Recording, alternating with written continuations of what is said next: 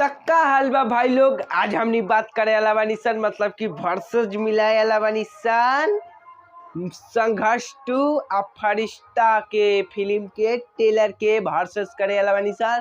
तो आज हमनी देखे वाला बानी सन कि ई में मतलब कि कौन फिल्म जीता था, संघर्ष 2 जीता था कि संघर्ष फरिश्ता जीता था। सॉरी, सबसे पहले हमनी कौन टेलर देखे के कौन टेलर देखे। अबे जल्दी बोल, कल सुबह पनवेल निकल। संघर्ष 2 पहले देखे के तो चल के फिल्म देखे के।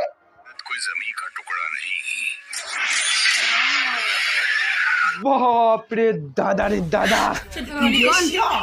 ना तो भाई लोग देख लो लोग जैसे कि तू लोग टेलर इतना हरा हवा कि हम खटिया के नीचे घुस गए। चलो अब हमनी के देखेगा फरिश्ता मूवी के टेलर के।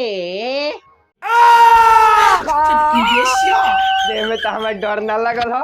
ई फिल्म बढ़िया वाला होता है। चलो आगे लगाओ। भूख लागल बा। तू पागल ना, तू तो हमार राजा बेटा पाड़ा।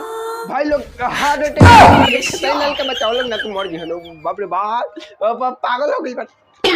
तो भाई लोग फिल्म तो हमने देख लेनी सन। फिल्म में मतलब कि बहुत ही दोनों फिल्म बहुत ही जबरदस्त बनल बा।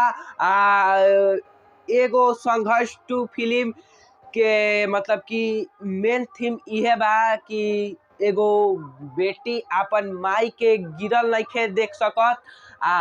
फरिश्ता फिल्म में ई बा कि एगो बेटा अपन बाप से अपन प्यार मांगता, अपन प्यार मांगता। इहे कह सकता हमनी खेसारी लाल जैसे कि तू लोग देख सकता लोग पागल हो गई बड़न। एगो बात मर्दे हमार समझ में नहीं आवत, एक महीना में 3 गो टेलर।